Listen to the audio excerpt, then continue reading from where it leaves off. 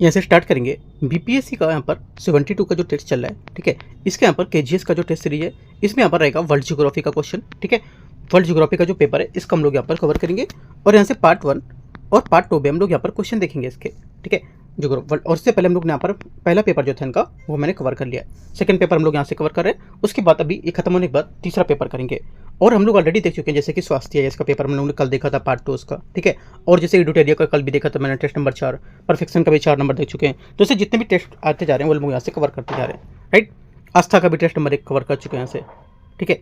आते question number 1 से start करते हैं। वर्ल्ड जियोग्राफी इसका पहला क्वेश्चन है, निम्नलिखित में से कौन सा रूर औद्योगिक क्षेत्र का प्राथमिक औद्योगिक उत्पाद है? आंसर हो जाएगा, देखो रूर जो है औद्योगिक क्षेत्र का प्राथमिक उत्पादक यहाँ पर लोहा और इस्पात होगा, ठीक है। जर्मनी का रूर क्षेत्र यहाँ पर यूरोप के सबसे बड़े औद्योगिक केंद्रों में से एक है, और यहाँ कोयले के विशाल भंडार होते हैं। होने के कारण यहाँ पर ऐतिहासिक रूप से लोहा और इस्पात उद्योग का अत्यधिक विकास हुआ है। इसे जर्मनी का औद्योगिक हृदय भी कहा जाता है। आंसर क्या होगा? 1 करेक्ट हो जाएगा। क्वेश्चन दूसरा है, सूची 1 और सूची 2 को मैच करना है। पहला, स्थानांतरित यहाँ पर जो कृषि के नाम और यहाँ पर क्षेत्र देश यहाँ पर है। पहला बोला है मिल्पा मैक्सिको के मध्य अमेरिका में, ठीक है। अगला टोंगिया आपका हो जाएगा म्यांमार। अगला बोला है चेना आपका हो जाएगा श्रीलंका, ठीक है। और रोका आपका हो जाएगा ब्राजील। करेक्ट आंसर यहाँ से इस टाइप से। दूसरे का हो जाएगा सी, यहाँ से सही आंसर है। क्वेश्चन नंबर 3 है, पृथ्वी पर या पृथ्वी द्वारा प्राप्त सौर विकिरण का कितना भाग एल्बिडो के रूप में वापस अंतरिक्ष में परावर्तित कर दिया जाता है? आंसर हो जाएगा तीसरे का। करेक्ट आंसर ये करीब 35%, राइट। क्योंकि यहाँ पर सौर विकिरण का वह भाग जो पृथ्वी की सतह पर वायुमंडल से टकराकर बिना अवशोषित हुए अंतरिक्ष में लौट जाता है, एल्बिडो कहलाता है। और पृथ्वी का औसत एल्बिडो लगभग 35% है, जिसमें बादलों और बर्फ का वायुमंडल का योगदान भी होता है। आंसर 35% इसका सही होगा, तीसरे का बी। क्वेश्चन 4 है, भूमध्य रेखा के पास कौन सा वायुमंडलीय क्षेत्र निम्न दाब प्रणाली आरोही जो वायुधारा है उसमें व्यापारी पवनों के अभिसरण द्वारा पहचाना जाता है? आंसर हो जाएगा चौथे का।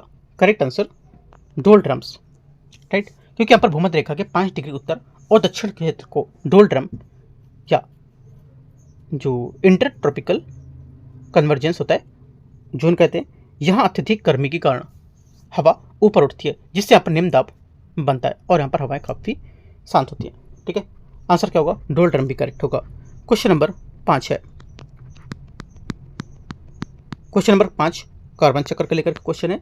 कार्बन चक्र के बारे में विचार करना है, कौन सा गलत होगा।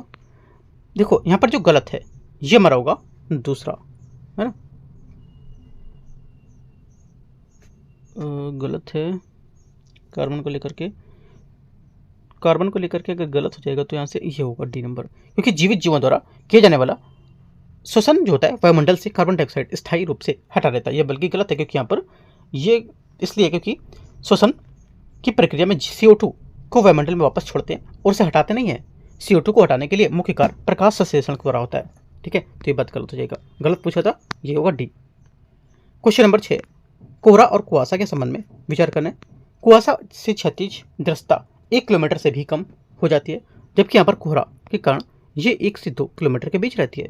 छठे का पहला स्टेटमेंट यहाँ से गलत है, क्योंकि कोहरे की दृश्यता 1 किलोमीटर से कम होती है, जबकि यहाँ पर कुहासा 1 से 2 किलोमीटर के बीच होता है, ठीक है। अपोजिट बता रहा था। सेकंड, कोहरे में कुहासा की तुलना में अधिक सांद्रता होती है, और इसमें संघनन केंद्रों के चारों ओर आर्द्रता की मोटी परतें होती हैं। सेकंड बात करेक्ट है, क्योंकि यहाँ पर कोहरे में कुहासे की तुलना में अधिक आर्द्रता होती है और यहाँ मोटी परतें पाई जाती है। दूसरा स्टेटमेंट करेक्ट है, पहला गलत होगा। सही पूछा है तो छठे का बी। क्वेश्चन 7 है, तापमान व्युत्क्रमण के संबंध में विचार करना है। ये एक ऐसी स्थिति है जिसमें ऊंचाई के साथ तापमान घटने के बजाय बढ़ता है। 7वें का पहला करेक्ट है, क्योंकि समानता ऊंचाई के साथ साथ तापमान क्या घटता है, लेकिन फिर व्युत्क्रमण के तापमान ऊंचाई के साथ साथ बढ़ने लगता है।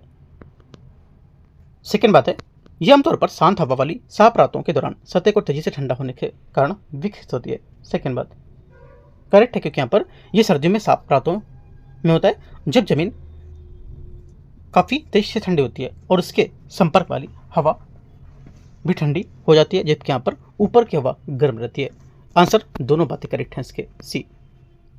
क्वेश्चन 8 है, कौन सा जल डमरूमध्य लाल सागर को अदन की खाड़ी से जोड़ता है और अरब प्रायद्वीप तथा हॉर्न ऑफ अफ्रीका के बीच स्थित है? 8वें का आंसर हो जाएगा बाब अल मंदेब, इसका सही आंसर होगा। ठीक है, ये जल डमरूमध्य लाल सागर को अदन की खाड़ी हिंद महासागर से जोड़ता है। ये अफ्रीका के हॉर्न और अरब प्रायद्वीप यमन के बीच स्थित एक काफी रणनीतिक समुद्री मार्ग होगा।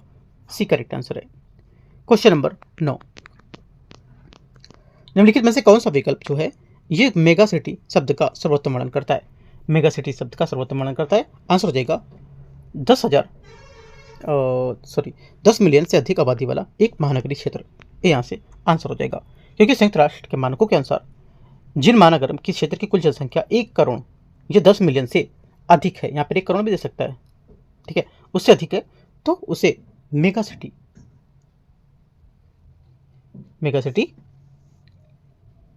का दर्जा दिया जाता है। आंसर एक करेक्ट होगा। क्वेश्चन नंबर 10 है, जनसांख्यिकी संक्रमण के सिद्धांत के प्रथम चरण के संबंध में विचार करना है। इसकी विशेषता उच्च जन्म दर और घटती मृत्यु दर होती है। 10वें का पहला स्टेटमेंट यहाँ से करेक्ट है। क्यों? क्योंकि यहाँ पर चरण में जन्म दर और उच्च मृत्यु दर दोनों उच्च होती है, ठीक है, लेकिन यहाँ पर मृत्यु दर में गिरावट शुरू होने के कारण यहाँ पर जनसंख्या बढ़ने लगती है। पहला करेक्ट है। सेकेंड, इस चरण में जनसंख्या पिरामिड का आधार संकीर्ण और शीर्ष चौड़ा होता है, क्योंकि जीवन प्रत्याशा काफी हाई होती है। सेकेंड बात करते हैं, क्योंकि यहाँ पर इस चरण में जीवन प्रत्याशा कम होती है, इसलिए यहाँ पर पिरामिड का आधार चौड़ा और शीर्ष काफी संकीर्ण होता है। आंसर क्या होगा? आंसर हो जाएगा आपका दूसरा गलत है, पहला सही है, तो गलत पूछा है तो बी। क्वेश्चन 11 है, 11 नंबर है, इनमें से बोले कौन सा विकल्प एंट्रीपोर्ट शब्द का सही वर्णन करता है? एंट्रीपोर्ट शब्द का सही वर्णन कौन करता है? देखो, ये ऐसे यहाँ पर संग्रह केंद्र होते हैं जहां अलग अलग देशों में सामान आता है और उसे दूसरे देशों में भेजने के लिए यहाँ पर रखा जाता है। उस उदाहरण के लिए यहाँ पर सिंगापुर और रोटरडैम, राइट। एंट्रीपोर्ट इसका सही आंसर होगा। क्या होगा? बी यहाँ से करेक्ट आंसर। ऐसा ये एक ऐसा केंद्र है जहाँ वस्तुओं का आयात भंडारण किए बिना किसी प्रसंस्करण को पुनः निर्यात कर दिया जाता है। आंसर बी 11वें का करेक्ट आंसर होगा। क्वेश्चन 12, विश्व व्यापार संगठन WTO का मुख्यालय कहाँ स्थित है? करेक्ट आंसर हो जाएगा 12वें का, ये जिनेवा। WTO का मुख्यालय स्विट्जरलैंड के जिनेवा शहर में स्थित है। ये वैश्विक व्यापार के नियमों को नियंत्रित करने के लिए एकमात्र अंतर्राष्ट्रीय संस्थाओं की। बी क्या होगा? 12वें का करेक्ट आंसर है। 30 नंबर है, ट्रांस साइबेरियन रेल मार्ग के बारे में किन दो शहरों को जोड़ता है आपस में? तो ये जोड़ता है किसको? मॉस्को और व्लादिवोस्तोक को यहाँ पर जोड़ेगा। 13 का ये होगा। ये दुनिया का सबसे लंबा रेल मार्ग है, जो यहाँ पर रूस के पश्चिमी भाग में स्थित राजधानी मॉस्को को सुदूर पूर्वी हिस्से में स्थित व्लादिवोस्तोक बंदरगाह से जोड़ता है। ये आंसर होगा। क्वेश्चन नंबर 14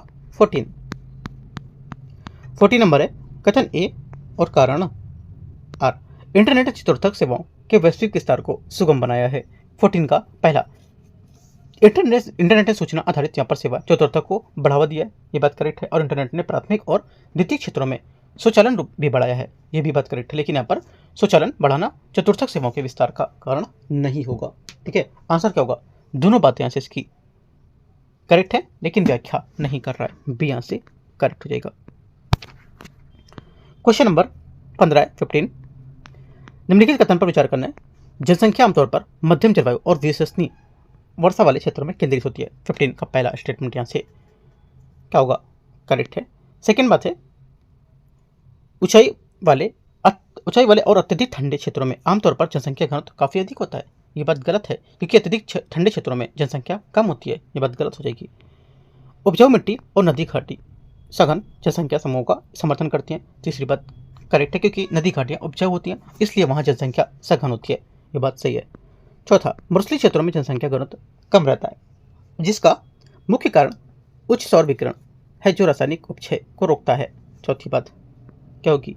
ये गलत है, क्योंकि रेगिस्तान में जनसंख्या को कम होने का मुख्य कारण पानी की कमी होती है, ना कि रासायनिक अपक्षय, ये बात गलत हो जाएगा। आंसर क्या होगा? आंसर यहाँ से हो जाएगा आपका 1 और 3 करेक्ट है, ये यहाँ से आंसर होगा। क्वेश्चन 16 है, निम्नलिखित पर विचार करना है, इनको मैच करते हैं, सूची 1 और सूची 2 को। जनजातीय समूह और यहाँ से इसके जो देश क्षेत्र बोल रहे हैं वो, पहला है मसाई केन्या, ठीक है। अगला है नवाजो आपको हो जाएगा USA। आगे बोडावे आपका चाड, आगे हो जाएगा अचुआर, है ना, अचुआर आपका हो गया इक्वाडोर। करेक्ट आंसर 16 का A3 B1 C2 D4, D answer सही आंसर होगा। क्वेश्चन नंबर 17 निम्नलिखित में से जनसंख्या पिरामिड के जो प्रकार उनके संबंधित कौन सा पर सम्मिलित है बताना है। जनसंख्या पिरामिड और इसका प्रकार और उसका देश। ठीक है, देखो पहला बोला विस्तारित पिरामिड 17। विस्तारित पिरामिड जो होता है ये नाइजीरिया, उच्च जन्म दर यहाँ पर पहला क्या होगा, करेक्ट है। स्थिर पिरामिड जो होगा संयुक्त राज्य अमेरिका, इसमें जन्म और मृत्यु दर लगातार लगभग बराबर रहती है, सही है। संकुचित पिरामिड जर्मनी, संकुचित पिरामिड जो होता है जर्मनी, ये घटती जन्म दर यहाँ पर, ये बात करेक्ट है। आंसर क्या होगा 17 का 1 2 3 डी। क्वेश्चन 18 शुष्क क्षेत्रों में पवन अपरदन द्वारा विकसित भू आकृतियों के संबंध में विचार करना है। पहला इसमें बोले शैल क्षेत्र तब बनते हैं जब पवन चट्टानों के शीर्ष की तुलना में उनके आधार को अधिक अपवर्तित करती है, जिसमें उन्हें मशरूम जैसा आकार मिलता है। 18 का पहला स्टेटमेंट यहाँ से करेक्ट है, क्योंकि शैल क्षेत्र जो होती है ये मशरूम रॉक्स भी इनको कहते हैं, ये निचली सतह के अधिक कटने से बनती है। सेकेंड बात है यारडंग सुव्यवस्थित कटक है क्षेत्र होते हैं जो प्रचलित पवनों की दिशा में लंबवत रूप से बदलते कठोर और नरम चट्टानों की परतों के अपरदन के कारण बनते हैं। सेकेंड बात क्या होगी, सेकेंड बात भी करेक्ट है, क्योंकि ये जो यारडंग होते हैं हवा की दिशा में समानांतर कटक होते हैं ये। तीसरी बात है जियोजन वहां बनते हैं जहां नरम चट्टान और कठोर चट्टान के ऊपर स्थित होती है और हवा ऊपरी परत को काटकर कटक बनाती है। तीसरी बात भी करेक्ट है, क्योंकि जो जियोजन होते हैं ये इसमें कठोर चट्टान और ऊपर यहाँ पर नरम नीचे होती है। ठीक है, ऊपर इसमें चट्टान ऊपर और नरम नीचे होता है ना, यहाँ पर अपोजिट दे रखा है तीसरा का, तो यहाँ से क्या होगा 1 2 सिर्फ करेक्ट है इसका, ये आंसर होगा 18 का। क्वेश्चन 19 है 19 कथन ए और कारण आर, देखते हैं इसको। इसे बोला है वकर परिसंचरण में भूमध्य रेखीय प्रशांत महासागर के उत्तर पूर्व के ऊपर पूर्व स्थित वमंडलीय जो परिसंचरण है वो शामिल होता है। 19 का पहला स्टेटमेंट यहाँ से करेक्ट है, क्योंकि प्रशांत महासागर के ऊपर हवा का जो पूर्व पश्चिम चक्र चलता है उसे वॉकर सेल कहते हैं। यह पश्चिमी प्रशांत ऑस्ट्रेलिया के पास इसका पानी गर्म हवा के ऊपर उठाता है, जो यहाँ पर पूर्वी प्रशांत पेरू के जो पास है उसको ठंडा पानी की ओर नीचे बैठाता है ना। आंसर यहाँ पे एक करेक्ट होगा, दोनों इसकी व्याख्या कर रहे हैं। क्वेश्चन 20 है महासागरीय लवणता को प्रभावित करने वाले कारकों के संबंध में निम्नलिखित कथन पर विचार करना है। सतह की लवणता मुख्य रूप से वाष्पीकरण और वर्षण द्वारा नियंत्रित होती है। 20 का पहला स्टेटमेंट यहाँ से करेक्ट है, क्योंकि वाष्पीकरण लवणता बढ़ाता है, वर्षा कम करती है, ये बात करेक्ट है। नदियों से ताजे पानी की आवक तटीय क्षेत्रों में लवणता कम करती है। नदियों का ताजा पानी तटीय लवणता कम करती है, बात सही है। तीसरा अत्यधिक सौर विकिरण और यहाँ पर जो सौर इसकी जो उच्च वाष्पीकरण के कारण भूमध्य रेखा पर अधिकतम सतही लवणता दर्ज की जाती है। भूमध्य रेखा पर भारी वर्षा के कारण लवणता अधिकतम नहीं होती है यहाँ, बल्कि यहाँ पर उपोष्णकटिबंधीय 20 से 30 डिग्री क्षेत्रों में अधिकतम होती है, ये बात गलत हो जाएगी। महासागरीय धाराएं और पवनें विभिन्न क्षेत्रों में लवणता को पुनर्वितरित करती हैं। चौथी बात करेक्ट है, क्योंकि धाराएं और पवनें लवणता का वितरण करेंगी। आंसर हो जाएगा 1 2 और 4 करेक्ट है बी। क्वेश्चन नंबर 21 है निम्नलिखित पैरा पर सुमेलित करना है। देखते हैं पहला सूची 1 और सूची 2 परतें और उनकी विशेषताएं। ठीक है, देखते हैं। पहला है क्षोभ मंडल। क्षोभ मंडल में आपका जाएगा 21 में ये वायुमंडल की सबसे निचली परत है जहां मौसम संबंधी घटनाएं बादल वर्षा होती है। इसमें ऊंचाई के साथ तापमान घटता है। ठीक है, ए का क्या हो जाएगा, ए का 4। अगला समताप मंडल। समताप मंडल क्या होगा, समताप मंडल यहाँ ओजोन परत पाई जाती है जो पराबैंगनी विकिरण को सोखती है। ठीक है, बी का क्या होगा 2। आगे मध्यमंडल। मध्यमंडल आपको हो जाएगा यह तापमान काफी तेजी से गिरता है और -100 डिग्री सेंटीग्रेड तक पहुंच जाता है, क्या होगा सी का 3। और तापमंडल क्या होता है, तापमंडल, हाँ ठीक है, तापमंडल जो है इसमें आयन मंडल शामिल होता है और इसमें ऊंचाई के साथ साथ तापमान काफी तेजी से बढ़ता है। करेक्ट आंसर क्या होगा डी का 1। इस टाइप से E4 B2 C3 D1 answer यहाँ से एक करेक्ट है। क्वेश्चन नंबर 22 है 22 नंबर हिमनद अपरदन के निर्मित जो आकृति होती है उसके संबंध में विचार करना है। देखते हैं 22 इसमें है पहला सार्क जो है सर्क गहरे बेसिन के आकार के गर्त होते हैं। ठीक है, जो हिमनद घाटियों पर शीर्ष पर बनते हैं। 22 का पहला स्टेटमेंट यहाँ से करेक्ट हो जाएगा, सही बात बोला है, क्योंकि सड़क जो होते हैं हिमनद घाटियों के शीर्ष स्तर कटोरी के आकार के गहरे होते हैं, पहला सही है। सेकंड, हार्ड नुकीली चोटियों जैसे कई सड़कों के शीर्ष के पर्दन की ओर बनते हैं, सेकंड करेक्ट है, क्योंकि जब कई सड़क यहाँ पर पीछे की ओर कटते हैं तो उनके बीच एक नुकीली चोटी बन जाती है जिससे हॉर्न कहते हैं। तीसरा, अरेत संकीर्ण कटक होते हैं जो अपर्दन के कारण दो आसन सड़कों के बीच बनते हैं, तीसरी बात भी करेक्ट है, जब दो पास पास स्थित सड़कों के बीच संकीर्ण और आरी जैसी दीवार को अरेत कहते हैं। आंसर क्या होगा? 1 2 3 डी यहाँ से सही आंसर है। क्वेश्चन 23 है, निम्नलिखित में से कौन महासागरीय तल की एक विशेषता के रूप में अगाध मैदानों का उपयुक्त प्रवृत्ति को उपयुक्त वर्णन करता है? आंसर हो जाएगा 23 का करेक्ट आंसर विस्तृत समतल गहरे समुद्र के मैदान, बी यहाँ से सही आंसर होगा। ठीक है, क्योंकि यहाँ पर जो ये महासागरीय बेसिन के सबसे चपटे और समतल हिस्से होते हैं और ये आमतौर पर 3000 से 6000 मीटर की गहराई पर पाए जाते हैं और ये महीना औसतों के ढके होते हैं। आंसर क्या होगा? बी करेक्ट है 23 का। 24 है, ठंडे क्षेत्रों में एक अपारगम बनी हुई मृदा के ऊपर जल से संतप्त मृदा की मंद ढलानी गति को क्या कहा जाता है? आंसर हो जाएगा 24 का मृदा सर्पण, बी आंसर होगा। ठीक है, जो ठंडे क्षेत्रों में जो गर्मी होती है उसमें जब ऊपर की ओर बर्फ पिघलती है तो क्या होता है, पानी नीचे की ओर जमा हुई परत है उसके कारण अंदर नहीं जा पाता है। इससे क्या होता है, ऊपरी परत दलदली होकर जो धीरे धीरे ढलान की ओर खिसकती है जिसे मृदा सर्पण कहते हैं। आंसर क्या होगा? बी करेक्ट है। क्वेश्चन 25 है,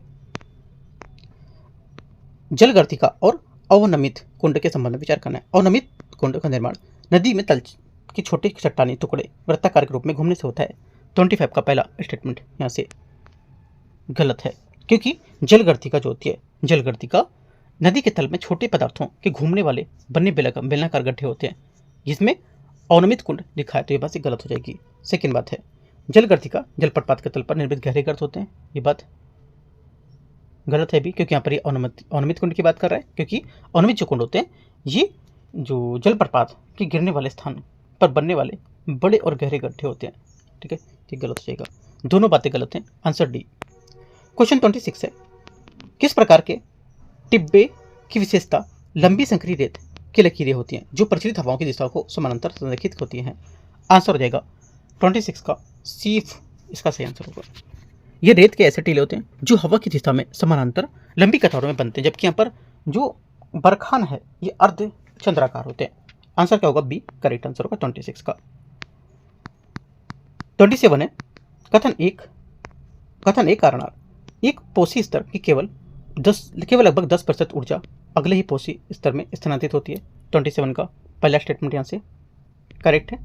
ठीक है, क्योंकि यहाँ पर जो लिनमैन है इसके अनुसार एक स्तर से दूसरे स्तर तक केवल 10% ऊर्जा ही पहुँचती है, पहला करेक्ट है। सेकेंड बात है, कारण जो है एक पारिस्थितिक तंत्र में ऊर्जा का प्रवाह जो होता है उत्पादकों से उपभोक्ताओं के अपघटों की ओर एक दिशी होता है। सेकेंड बात यहाँ से ये भी करेक्ट है, क्योंकि ऊर्जा हमेशा उत्पादक से उपभोक्ता की ओर एक दिशा में ही बहती रहती है। दोनों बातें करेक्ट है और उसकी व्याख्या भी कर रहा है, ये करेक्ट आंसर है 27 का। 28 नंबर है, ताइवान जलडमरूमत किन दो जल निकायों के मध्य एक नौवहन के रूप में कार्य करता है?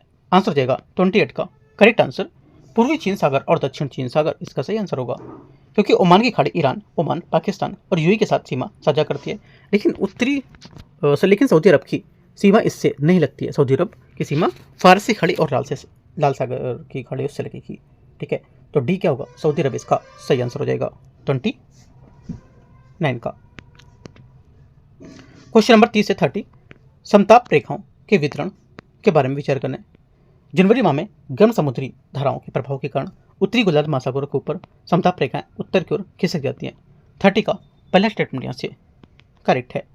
महाद्वीपों के ऊपर भूमि की सतहों के तेजी से ठंडा होना और गर्म होने के कारण समताप रेखाओं में अधिक विचलन होता है।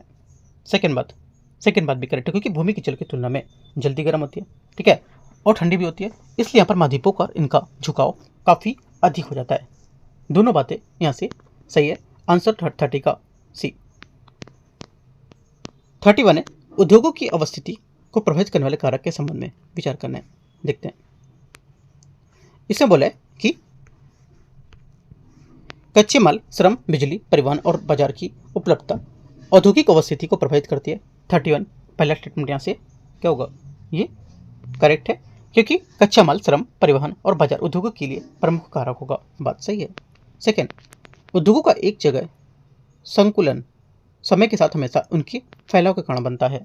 सेकेंड बात यहाँ से गलत होगी, क्योंकि उद्योगों का संकुलन जो होता है हमेशा उनके फैलाव के कारण नहीं बनता है, बल्कि ये एक दूसरे से लाभ पहुंचाते हैं। ये गलत होगा। सरकारी प्रोत्साहन उद्योगों को पिछड़े क्षेत्रों के स्थापित होने के लिए प्रभावित कर सकता है। तीसरा करेक्ट है, क्योंकि यहाँ पर सरकार पिछड़े क्षेत्रों में लोगों के लिए सब्सिडी और छूट देती है। ये बात सही है। आंसर हो जाएगा 1 और 3 करेक्ट है, बी। क्वेश्चन नंबर 32 है 32। सूची को सूची 2 को मैच करते हैं।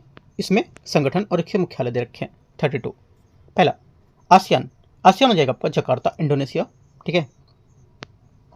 आगे यूरोपीय संघ, यूरोपियन यूनियन, ब्रुसेल्स, बेल्जियम। आगे सार्क, सार्क आपको हो जाएगा काठमांडू, नेपाल। और अगला है ओपेक, ओपेक आपको हो जाएगा वीना, ऑस्ट्रिया। करेक्ट आंसर 32 का बी यहाँ से सही आंसर है। 33 नंबर है विश्व व्यापार संगठन WTO के जो सिद्धांत हैं उसके संबंध में विचार करना कौन सा सही होगा। इसमें देखते हैं। ये कम टैरिफ या करों के माध्यम से विशेष व्यापारिक जो रियायत होती है उसकी अनुमति देता है। 33 का पहला स्टेटमेंट यहाँ से करेक्ट है। WTO भेदभाव रहित व्यापार को बढ़ावा देता है। ये सुनिश्चित करता है कि सदस्य देशों के व्यापार नीतियाँ पारदर्शी और अनुमानित हों। सेकंड भी करेक्ट होगा, क्योंकि यहाँ पर ये व्यापार नीतियों में पारदर्शिता और स्थिरता को सुनिश्चित करता है। तीसरा, ये विकासशील देशों के लिए विशेष रियायतें प्रदान करेगा। तीसरा क्या होगा, तीसरा यहाँ पे ये भी करेक्ट है, क्योंकि यहाँ पर विकासशील और कम विकसित देशों को विशेष रियायतें देगा। ठीक है, यहाँ से क्वेश्चन घुमा सकता है, स्टेटमेंट बोलेगा आपको यहाँ पर पूर्ण विकसित देश को यहाँ पर रियायतें देगा, है ना। तो ये गलत हो जाएगा अगर पूर्ण विकसित देगा तो, क्योंकि यहाँ पर कम विकसित जो देश हैं वो, और यहाँ पर जो विकासशील देश हैं इनको। तो आंसर क्या होगा इस हिसाब से, आंसर ये करेक्ट है 1 2 3 सभी डी करेक्ट आंसर होगा 33 का। 34 है निम्नलिखित में से कौन से मानव विकास सूचकांक HDI के एक घटक हैं। Human development index. जन्म के समय जीवन प्रत्याशा 34 पहला स्टेटमेंट करेक्ट है, क्योंकि यहाँ पर दीर्घ और स्वस्थ जीवन मतलब जन्म के समय जीवन प्रत्याशा। सेकेंड है स्कूली शिक्षा, औसत अपेक्षित जो वर्ष होते हैं वो। ठीक है, सही बात है। प्रति व्यक्ति सकल राष्ट्रीय आय, ये भी बात यहाँ पे सही है, जीवन स्तर में आएगी। और शिशु मृत्यु दर इसमें नहीं होगा, क्योंकि शिशु मृत्यु दर जो इन्फेंट मोर्टेलिटी होती है इसमें सीधे तौर पर शामिल नहीं की जाती है। 1 2 3 बात करेक्ट है, आंसर इसका बी करेक्ट हो जाएगा। क्वेश्चन 35 है 35। अभिकथन ए कारण आर, अधिकतर उद्योगों में की तुलना में एल्युमिनियम स्मेल्टिंग उद्योग काफ़ी अधिक बिजली की खपत होती है। पहली बात 35 का स्टेटमेंट जो पहला है ये करेक्ट है। सेकेंड, इसमें एल्यूमिना के इलेक्ट्रोलाइटिक जो रिडक्शन है उसका इस्तेमाल होता है, जिससे यहाँ पर एल्यूमिनियम निकालने के लिए लगातार बिजली की जरूरत होती है। सेकेंड बात भी करेक्ट होती है। ठीक है, इसलिए उद्योग में अक्सर बिजली घरों के पास लगाए जाते हैं। दोनों बातें क्या करेक्ट है, आंसर ए। क्वेश्चन नंबर 36 है निम्नलिखित पर विचार करना है। सीमा रेखा और इसके देश क्षेत्र कौन कौन से मैच करते हैं। मैगीनोट रेखा फ्रांस और जर्मनी। अगला है ब्लू लाइन आपको जाएगी लेबनान और इजराइल। अगला है 38वीं समानांतर रेखा उत्तरी और दक्षिणी कोरिया।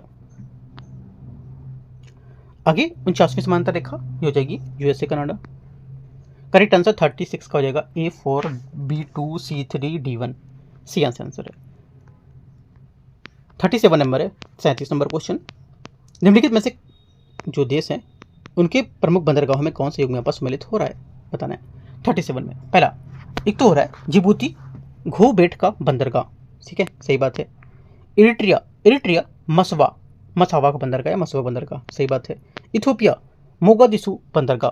इथोपिया एक भूआबद्ध या लैंडलॉक्ड देश है, इसका अपना कोई समुद्री बंदरगाह नहीं है। मोगादिशु बंदरगाह सोमालिया में है, ये बात गलत हो जाएगी। 1 2 करेक्ट है, आंसर डी। क्वेश्चन 38 है निम्नलिखित में विचार करना है बंदरगाह का प्रकार और इसके विवरण कौन कौन से हैं देखते हैं। पहला बोले समुद्री बंदरगाह होता है कि गहरे समुद्र में चलने वाले बड़े जहाजों के लिए होता है, 1 का 3। ठीक है, आगे आगे हो जाएगा नदी नदी बंदरगाह, है ना, नदी बंदरगाह आपको हो जाएगा ये कम गहरे पानी वाले के लिए, सही बात है। अगला है मत्स्यन बंदरगाह, ये हो जाएगा सी का मछलियों को उतारने के लिए, वितरित के लिए। और शुष्क बंदरगाह जो होता है ये हो जाएगा आपका माल भंडारण के लिए।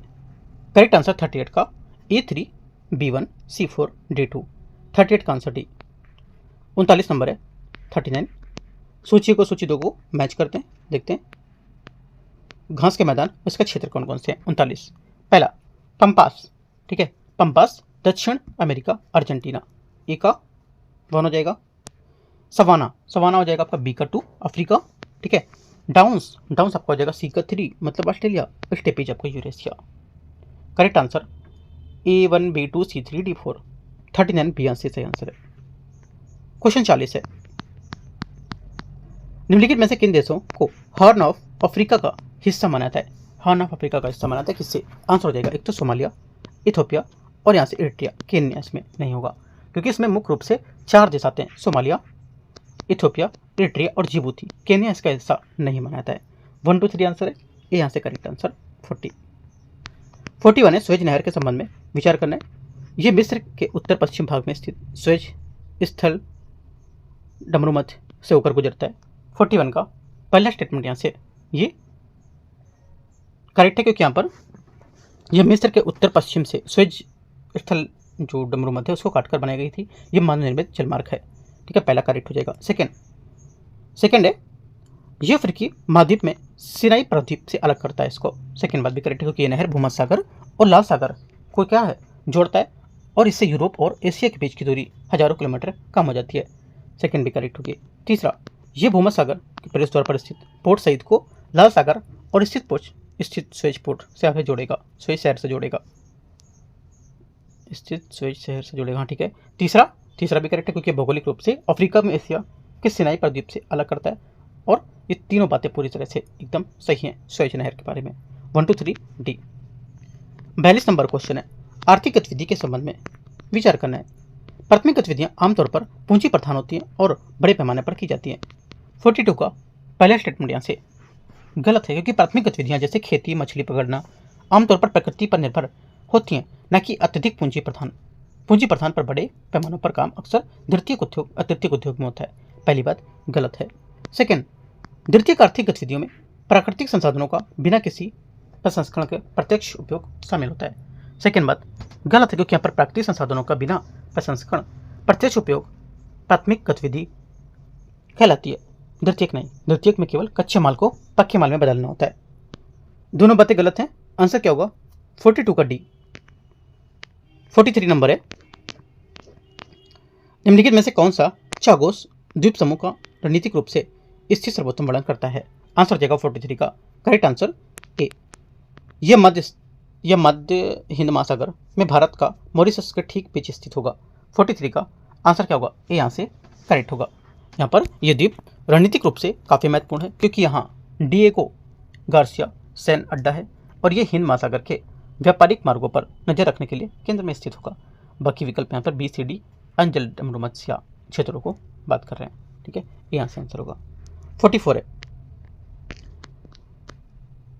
44 नंबर है, एसेक्विबो क्षेत्र निम्नलिखित में से किन देशों के बीच स्थित क्षेत्रीय विवाद होगा। आंसर हो जाएगा 44 का करेक्ट आंसर ये गुयाना और वेनेजुएला, बी यहाँ से आंसर होगा। ये वर्तमान में चर्चा में रहा। वेनेजुएला गुयाना के इस बड़े क्षेत्र पर दावा करता है कि यहाँ पर तेल और खनिजों की भंडार मिले थे, बी करेक्ट आंसर है। 45 निम्नलिखित में से कौन सा क्षेत्र खानाबदोश पशु चारण के लिए सर्वाधिक प्रसिद्ध होगा। आंसर हो जाएगा शुष्क और अर्धशुष्क क्षेत्र, ठीक है। खानाबदोश लोग यहाँ रहते हैं जहाँ खेती करना कठिन होता है, जैसे सहारा मरुस्थल, मध्य एशिया और तिब्बत जैसे शुष्क और अर्धशुष्क क्षेत्रों में। इसमें पशुओं के चारे और पानी की तलाश में लोग एक स्थान से दूसरे स्थान भटकते रहते हैं। 46 नंबर है, गुफाओं के निर्माण के संबंध में विचार करना है। स्टैलेक्टाइट्स गुफा की छत से लटकने वाली संरचनाएं होती हैं जो कि नीचे की ओर पतली हो जाती हैं। पहला 46 का करेक्ट है, ठीक है। आगे स्टेलेग्माइट्स गुफा के फर्श के ऊपर और बढ़ने वाली संरचनाएं होती हैं जो टपकते पानी के निक्षेपण से बनती हैं। सेकेंड बात क्या होगी, सेकेंड बात यहाँ से ये भी करेक्ट है। तीसरा, स्तंभ तब बनते हैं जब स्टेलाइट्स और स्टेलाग्माइट्स आपस में बढ़कर आपस में मिल जाते हैं। तीसरी बात भी करेक्ट है, जो आपस में मिलते हैं तब ये बनेगा। तीनों बातें सही हैं 1 2 3 गुफाओं की संरचना को लेकर के 1 2 3 डी। क्वेश्चन नंबर 47 है, 47 है, पोलराइजेशन और लेटराइजेशन के संबंध में विचार करना है। पोलराइजेशन ठंडे और आर्द्र क्षेत्रों में होता है, इससे ऊपरी मृदा परतों में खनिज अपक्षालन लीचिंग हो जाती है। पहला क्या होगा, 47 का स्टेटमेंट यहाँ से करेक्ट है। सेकेंड बात है, लेटराइजेशन गर्म और आर्द्र जलवायु में होता है और इससे मृदा लोहा और एल्युमिनियम का संचय होता है। सेकेंड बात भी करेक्ट है, क्योंकि यहाँ पर लेटराइजेशन में ये भारी वर्षा वाले गर्म क्षेत्रों में होता है, यहाँ सिलिका बह जाती है और लोहा एवं एल्युमिनियम बच जाता है, जिससे यहाँ पर मिट्टी लाल और सख्त हो जाती है। करेक्ट आंसर दोनों 47 का सी करेक्ट होगा। 48 नंबर है, कौन सा शब्द परिस्थिति तंत्र के भीतर किसी प्रजाति की कार्यात्मक भूमिका और स्थिति को संदर्भित करता है, जिससे जैविक और अजैविक घटकों के साथ उनकी अंतःक्रियाएं शामिल होती हैं। आंसर हो जाएगा पारिस्थितिक निकेत, इसका सही आंसर है, क्योंकि आवास हैबिटेट जो है केवल उसमें रहने वाला पता लगाता है, जबकि जो निकेत होता है उसमें जीव का काम और उसकी स्थिति कैसी है, वह क्या खाता है, क्या रहता है, कैसे सक्रिय रहता है, वो सब पता लगाता है। आंसर क्या होगा, 48 सी। 49 49 नंबर है, वर्षा की प्रक्रियाओं के संबंध में विचार करना है। संवहनी वर्षा तब होती है जब सतह के अत्यधिक गर्म होने के कारण हवा ऊपर उठती है, फैलती है और संगठित होती है। पहला 49 का पहला स्टेटमेंट यहाँ से करेक्ट है, क्योंकि यहाँ पर जो संवहनी होती है, संवहनी ये दोपहर में गर्मी के कारण हवा ऊपर उठती है और बारिश होती है, जिससे यहाँ पर भूमध्य रेखा पर। सेकेंड बात, पर्वतीय वर्षा तब होती है जब नम हवा किसी पर्वतीय अवरोध के ऊपर उठती है और वह ठंडी हो जाती है और वर्षा होती है। सेकेंड बात करेक्ट है, क्योंकि यहाँ पर पर्वतीय जो होती है ये हवा पहाड़ से टकराकर ऊपर उठती है, जो हवा ठंडी होकर बारिश करती है। दोनों बातें क्या है, सही है। 49 का आंसर सी। क्वेश्चन 50 है, किसी दिए गए तापमान पर हवा की अधिकतम नमी धारण करने वाले क्षमता की तुलना में उसमें मौजूद जो वास्तविक नमी होती है उसके प्रतिशत को क्या कहा जाता है। आंसर हो जाएगा 50 का, इसको कहते हैं सापेक्ष आर्द्रता। बी यहाँ से करेक्ट आंसर होगा, क्योंकि ये एक अनुपात है। अगर हवा में 50% सापेक्ष आर्द्रता है तो उसका मतलब है कि वे अपनी क्षमता की आधी नमी धारण किए हुए है। ठीक है, आंसर क्या होगा, बी करेक्ट है। 51 है, निम्नलिखित पर मिलान करना है, मैच करते हैं। सूची 1 और सूची 2, ग्रीन हाउस गैस और यहाँ पर जीवन काल इसका मीथेन का क्या होगा, मीथेन लगभग 12 वर्ष। ठीक है, आगे नाइट्रस ऑक्साइड लगभग हो जाएगा 102 वर्ष। ठीक है, सल्फर हेक्साफ्लोराइड जो हो जाएगा ये करीब 1000 वर्ष से भी अधिक, काफ़ी खतरनाक है।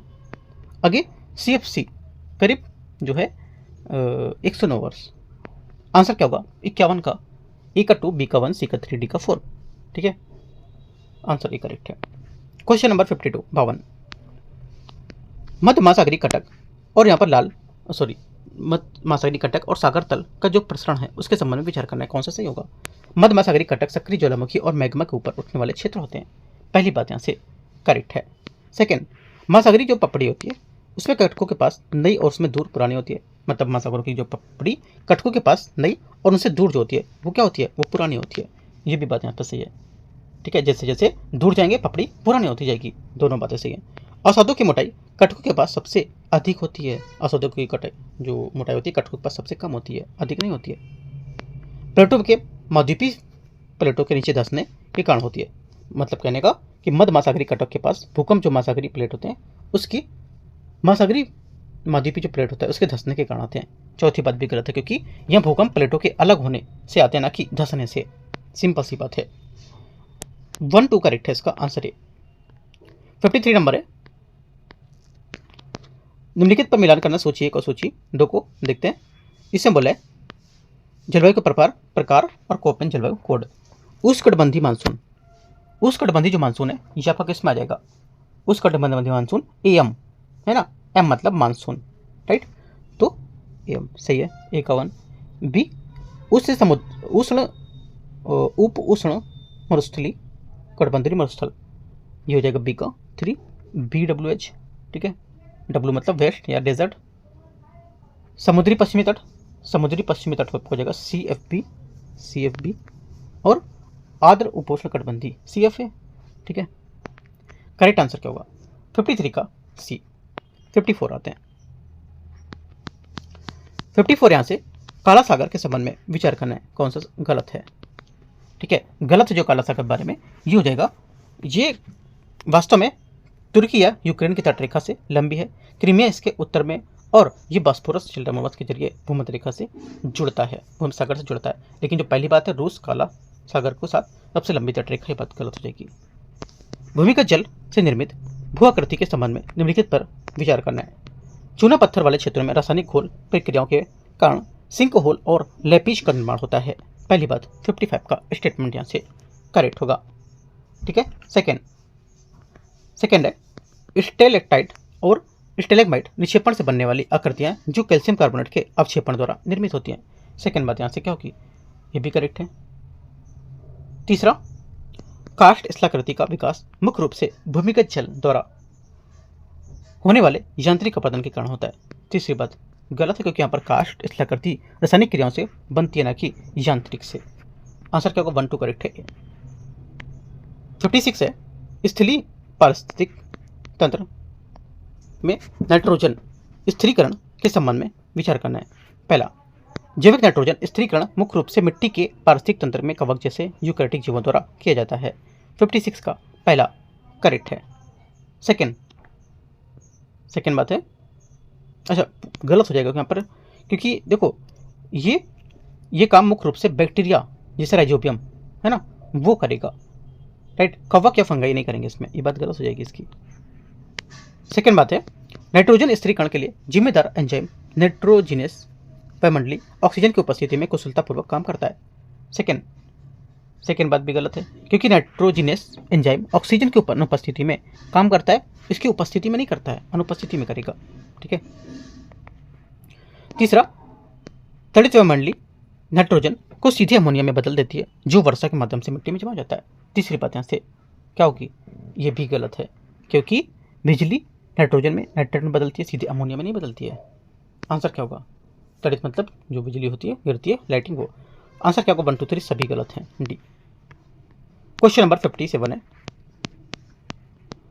तुर्की जल डमरूमत के संबंध में विचार करना है। पहला, इसमें बोले डार्डानेल्स जल डमरूमत एजियन सागर को मरमरा सागर से जोड़ता है। 57 का पहला स्टेटमेंट यहाँ से करेक्ट है।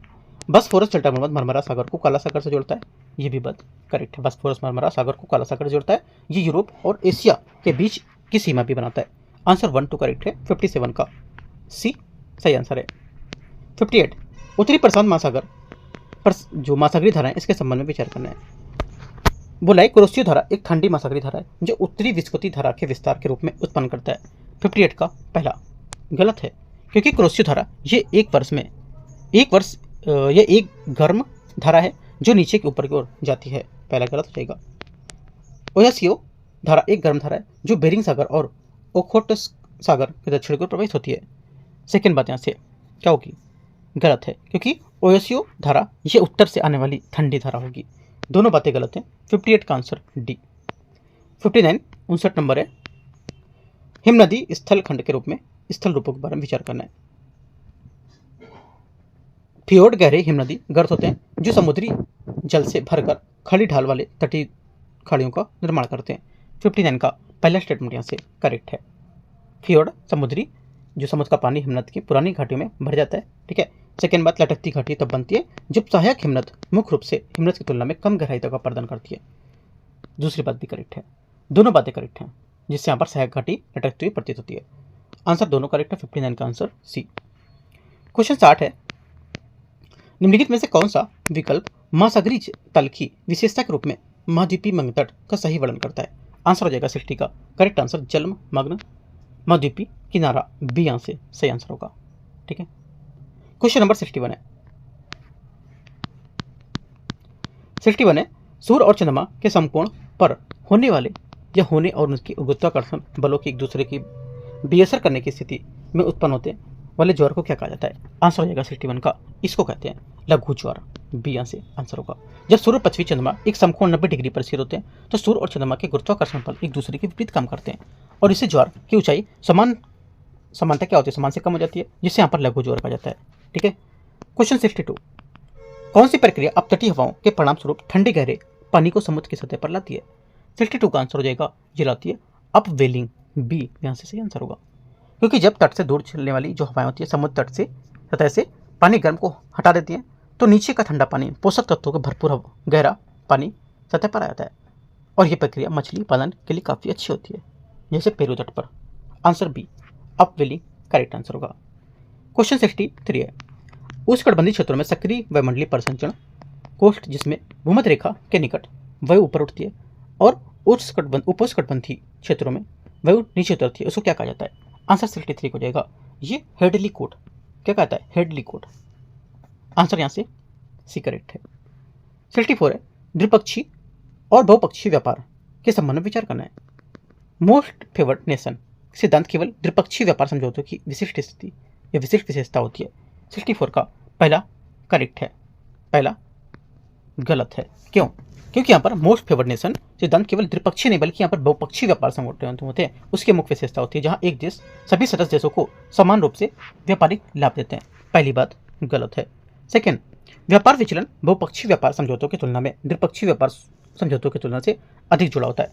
सेकेंड बात करेक्ट है, क्योंकि व्यापार विचलन अक्सर द्विपक्षीय समझौतों में देखा जाता है, लेकिन यहाँ पर इसमें दो देश आपस में लाभ देते हैं और जिससे बाकी देशों का व्यापार काफ़ी प्रभावित हो सकता है। ओनली 2 करेक्ट है, पहला गलत है। पूछे गलत कौन सा होगा? ए। 65 है, बागानी और भूमध्यसागरीय जो कृषि उसकी विशेषताओं के संबंध में विचार करना है। बागानी कृषि को स्थानीय परिस्थिति तंत्र में संतुलित करने के लिए चक्रीय बहुकृषि प्रणाली द्वारा परिभाषित किया जाता है। 65 का पहला स्टेटमेंट यहाँ से गलत है, क्योंकि बागानी कृषि आमतौर पर एकल कृषि होती है, जैसे चाय या कॉफ़ी के बड़े बागान, न कि बहुकृषि प्रणाली। सेकेंड बात है, भूमध्यसागरीय कृषि एक उच्च विशिष्ट वाणिज्यिक प्रणाली होती है जो मुख्य रूप से अंतर्राष्ट्रीय बाजारों के लिए प्रीमियम बागवानी अंगूर की खेती के लिए समर्पित होगी। सेकेंड बात करेक्ट है। आंसर क्या होगा? ओनली 2 करेक्ट है ना, सही पूछा तो भी। क्वेश्चन 66 नंबर है, 66 नंबर, गजा पट्टी के संबंध में निम्नलिखित कथन पर विचार करना है। देखते हैं, इसके उत्तर और पूर्व में इजराइल तथा दक्षिण पश्चिम में मिस्र स्थित है। 66 का पहला स्टेटमेंट यहाँ से करेक्ट है। सेकेंड, इसके पश्चिम भूमध्य सागर के साथ एक तटरेखा होगी। सेकेंड बात भी करेक्ट है, दोनों बातें सही हैं। Answer C. 67 है, नारगोनो काराबाग के संबंध में विचार करना है। ये इजराइल और ईरान के बीच एक अंतर्राष्ट्रीय स्तर पर मान्यता प्राप्त लंबे समय से चला आ रहा विवाद होगा। पहला क्या होगा? 67 का पहला स्टेटमेंट यहाँ से गलत है, क्योंकि ये इजराइल ईरान नहीं बल्कि यहाँ पर आर्मेनिया और अजरबैजान के बीच विवाद था। पहला गलत हो गया। आर्मेनिया ने आधिकारिक तौर पर नारगोनो काराबाग को एक स्वतंत्र देश के रूप में मान्यता दी है। सेकेंड बात भी गलत है, क्योंकि आर्मेनिया ने इसे आधिकारिक तौर पर एक स्वतंत्र देश के रूप में मान्यता नहीं दी है, हालांकि इसका समर्थन करता है वो। दोनों बातें गलत है नारगोनो काराबाग के बारे में। आंसर क्या होगा? डी। 68 नंबर क्वेश्चन है यहाँ से, इसमें बोला है निम्नलिखित में से उत्तर से दक्षिण की ओर उनको व्यवस्थित करना है। ठीक है, करते हैं व्यवस्थित, देखते हैं इनको। पहला एस्टोनिया, लात्विया, लिथुआनिया, डेनमार्क। ठीक है, तो देखो उत्तर से दक्षिण व्यवस्थित करेंगे, यहाँ से आंसर हो जाएगा 1 2 3 4, एकदम सही मानचित्र में लगा हुआ है ना, क्योंकि यहाँ पर इसके अनुसार सबसे उत्तर में एस्टोनिया है, उसके नीचे लात्विया, फिर उसके नीचे लिथुआनिया और उसके दक्षिण में पश्चिमी दिशा में डेनमार्क आता है। आंसर क्या होगा? 1 2 3 4 सभी यहाँ से करेक्ट होंगे। मैप में देखोगे तो ज़्यादा समझ आएगा क्वेश्चन। क्वेश्चन 69 है, निम्नलिखित में से किस महाद्वीप में जनसंख्या वृद्धि दर सबसे अधिक होगी? आंसर हो जाएगा 69 का करेक्ट आंसर अफ्रीका।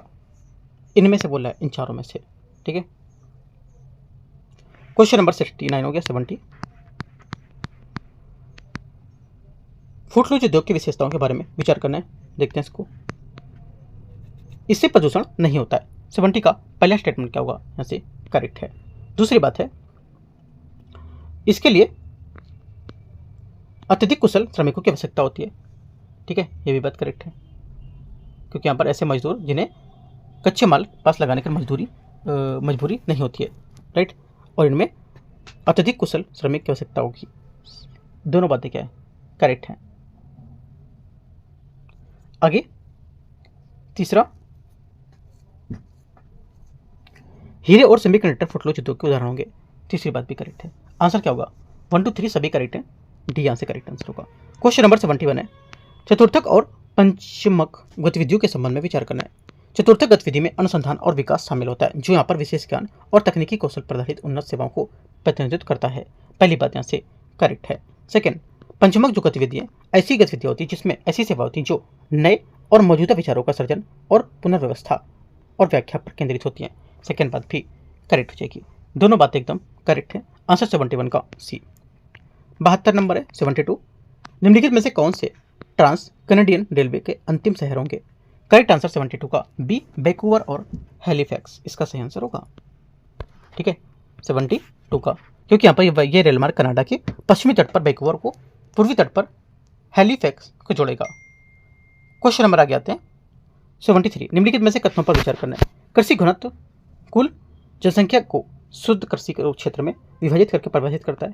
पहला 73 का गलत है, क्योंकि यहाँ पर कृषि घनत्व कुल जनसंख्या, कृषि जनसंख्या को शुद्ध कृषि क्षेत्र में विभाजित करता है। ये बात इसमें लिखा है कि कुल जनसंख्या लिखा है, तो ये बात गलत हो जाएगी, क्योंकि यहाँ पर ये कुल कृषि जनसंख्या को क्षेत्र को विभाजित करता है, ये बात गलत होगी। सेकेंड, भौगोलिक घनत्व को कुल कृषि जनसंख्या का शुद्ध कृषि योग क्षेत्र विभाजित करके निकाला जाता है, ये भी बात गलत है, क्योंकि भौगोलिक जो होता है ये घनत्व का कुल जनसंख्या को शुद्ध निकाला जाएगा। इसकी बात इसने दे दी, इसकी बात इसने दे दी, दोनों बात अपोजिट कर दी इसने ना, तो दोनों बातें गलत हैं। आंसर क्या होगा? डी करेक्ट है, क्योंकि दोनों सही नहीं है। क्वेश्चन नंबर 74 है, 74 बोला वैश्विक स्तर पर किस विशिष्ट जलवायु क्षेत्र को व्यावसायिक अंगूर उत्पादन के लिए प्राथमिक क्षेत्र के रूप में मान्यता प्राप्त होती है?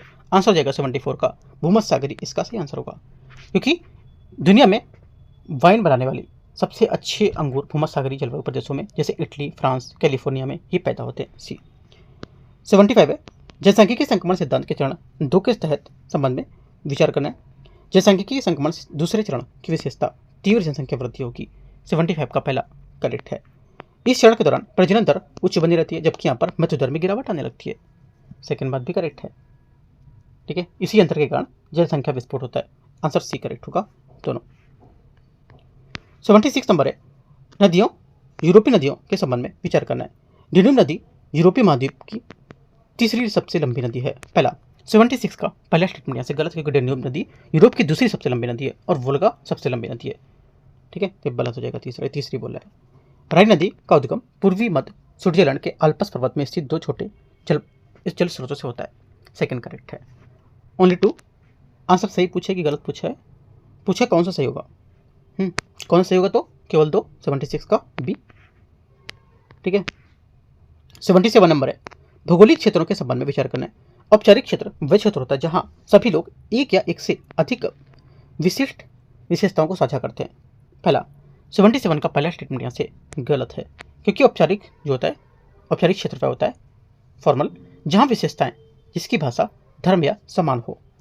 सेकेंड बात है, कार्यात्मक क्षेत्र वह क्षेत्र होता है जहां ये जो एक केंद्रीय नोड आसपास स्थित होता है, जहां उसके सभी भाग आपस में जुड़े और समन्वित रूप से काम करते हैं। सेकेंड बात भी गलत है, क्योंकि जो कार्यात्मक होता है जो एक केंद्र से संचालित होता है, जैसे कि किसी शहर का दूध वितरण नेटवर्क, ये मान सकते हो। दोनों बातें यहाँ से गलत हैं।